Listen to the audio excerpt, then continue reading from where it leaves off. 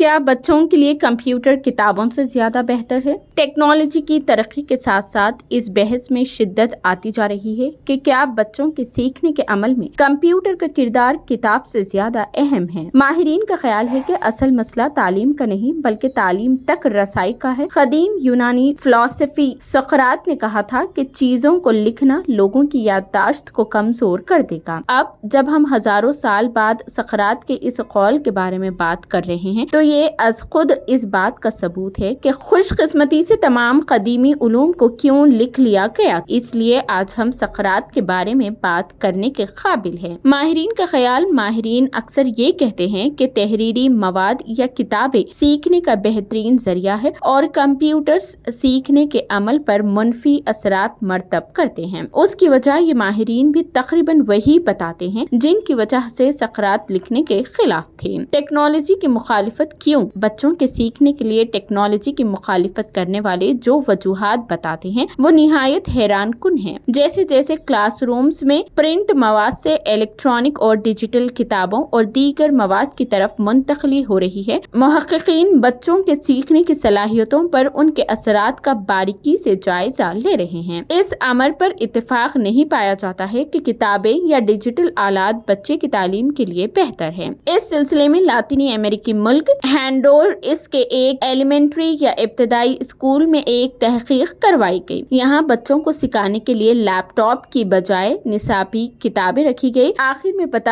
یہ چلا کہ بچوں کے سیکھنے کے عمل پر اس سے کوئی فرق نہیں پڑا۔ اس کا نتیجہ نہ مثبت آیا اور نہ ہی منفی۔ لیکن کیا یہ ایک عام فہم بات نہیں کہ سیکھنے کے دونوں ذرائع پرنٹ یا ڈیجیٹل کے کارآمد ہونے کا انحصار سیکھنے والے فرد اور اس کے حالات پر ہوتا ہے۔ ابتدائی لرننگ دماغ کو دوبارہ جوڑتی ہے۔ اس سلسلے میں نیورو سائنس پر غور کرنا ضروری ہے کیونکہ اس سے اساتذہ کو یہ انتخاب کرنے میں مدد مل سکتی ہے کہ بچے کو نشو و نما کے مختلف مراحل میں کون سے طریقے استعمال کیے جائیں، اور نیورو سائنسدانوں نے ہمیں دکھایا کہ سیکھنا اور یادداشت کی تشکیل جسمانی طور پر دماغ کو دوبارہ جوڑتی ہے۔ دماغ دراصل پلاسٹک کی مانند لچکدار نرم ہوتا ہے۔ جب ہم کچھ سیکھتے ہیں اور پھر بھول جاتے ہیں تو یہ ہمارے نیورونز کے درمیان روابط پیدا کرتا ہے۔ یہ ہر عمر میں ہوتا ہے، لیکن پلاسٹیسٹی یا دماغ کے سیکھنے کی صلاحیت بچپن میں سے زیادہ ہوتی ہے۔ مطالعات سے پتہ چلتا ہے کہ بچپن میں ہمارا سیکھنے کا ماحول جتنا زیادہ موافق اور بھرپور ہوگا، ہم اتنی ہی زیادہ چیزیں سیکھتے ہیں۔ لیکن ہم اپنی باقی زندگی میں بھی نئی چیزیں سیکھنے کے طریقے اپنے دماغ میں محفوظ کرتے رہتے ہیں۔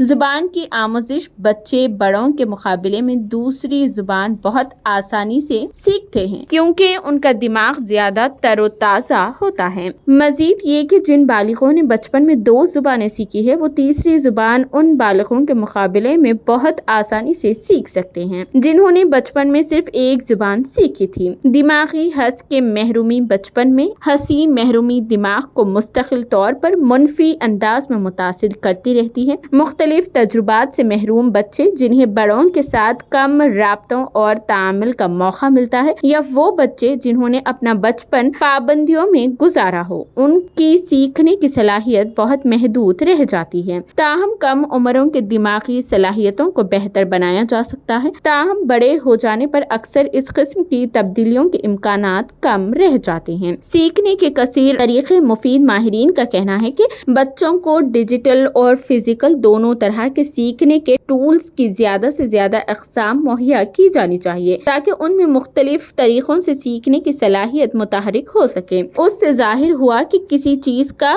دیر پا علم حاصل کرنے کے لیے پڑھنا اور لکھنا دونوں ضروری ہے۔ مطالعے سے پتہ چلتا ہے کہ لکھنے کے عمل میں دماغ کو بہت فعال ہونا پڑتا ہے جبکہ ٹائپ کرتے وقت دماغ کم متحرک ہوتا ہے۔ اس لیے ہاتھ سے لکھنے سے یادداشت بہتر ہوتی ہے۔ نت نئی ٹیکنالوجی کا استعمال، ڈیجیٹل لرننگ پلیٹ فارم استعمال کرنے کا مطلب ایک بہت جید تجربہ ہو سکتا ہے۔ اینیمیٹڈ فلموں، انعام پر مبنی تعلیمی ایپ، ورچوئل کلاس رومز اور AI ٹولز جیسے چیٹ GPT طلبہ کو انٹریکٹیو طریقوں سے سیکھنے کی ترغیب دینے کے لیے اہم ہیں۔ تحقیق سے پتہ چلا ہے کہ ڈیجیٹل ٹیکنالوجی خوانگی اور اعداد و شمار کی مہارتوں، دستی مہارت اور بصری ورکنگ میموری کو بڑھانے میں مؤثر مؤثر ثابت ہوتی ہے، بشرط یہ کہ اسے سیکھنے کے تناظر میں استعمال کیا جائے۔